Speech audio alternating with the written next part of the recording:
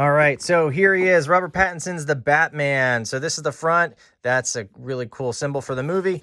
If you haven't seen The Batman, please go see it because it is a phenomenal movie.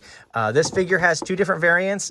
This one is the one with the Batman cowl on. There's another one with Robert Pattinson's face, and it comes with a different accessory. It's the batarang that it comes with instead of the grappling gun.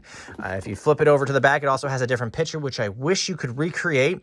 It is the Batman unmasked holding the cowl.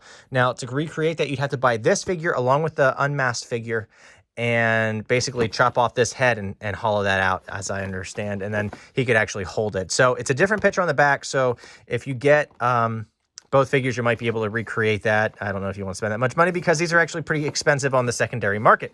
Now, looking down here, you can kind of see the other figures that come in this line. We got Catwoman. They also have two variants of her, masked and unmasked. We have the Penguin, we have the Riddler, and of course, we have the Bat Cycle. So let's go ahead, tear this sucker open, and see how he looks on his own. All right, so here he is out of the packaging. And again, every Todd McFarlane figure comes with a special figure card right here with some stats on the back. So there it is. You can kind of get it right there and pause it if you want.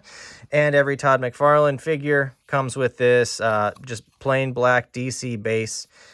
Very cool. It helps to make them stand sometimes. I was looking at this figure. It is a great looking figure. I never really got a chance to see the detailing on this new bat suit until I took this figure out. Always great articulation with these figures. Double jointed knees and elbows.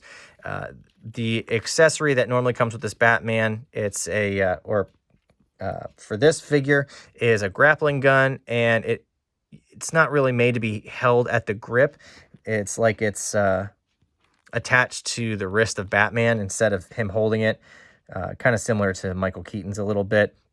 But there's a peg in his right hand, and it's like a karate chop. And this just fits right into that peg. Pretty flush, and that's how they recreate that scene, and I think that's similar to how it is in the movie as well. The shoulder pads themselves are glued to the shoulder, so it can kind of go over the cape and you can get some good motion.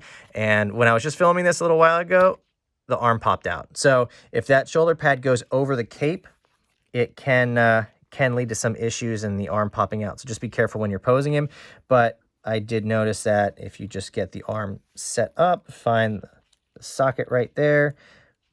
Oops. Find the socket, and it should just pop right into place as I just rip out another piece, but there is another piece in there which may be causing some of the issue.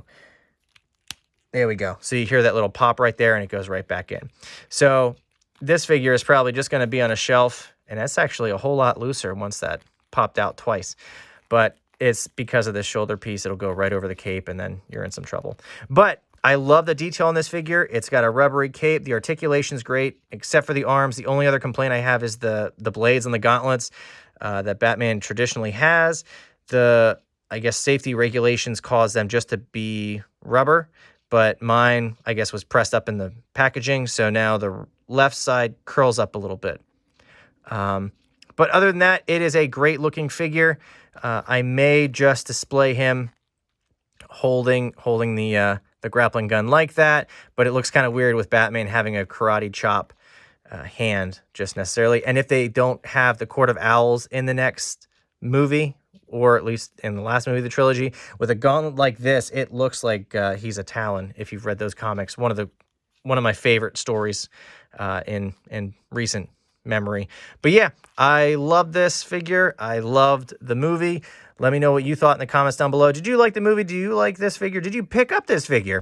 Let me know in the comments down below. I'm Back from the Unknown. Hit that like button, hit that subscribe button, and I'll see you in the next one. Back out.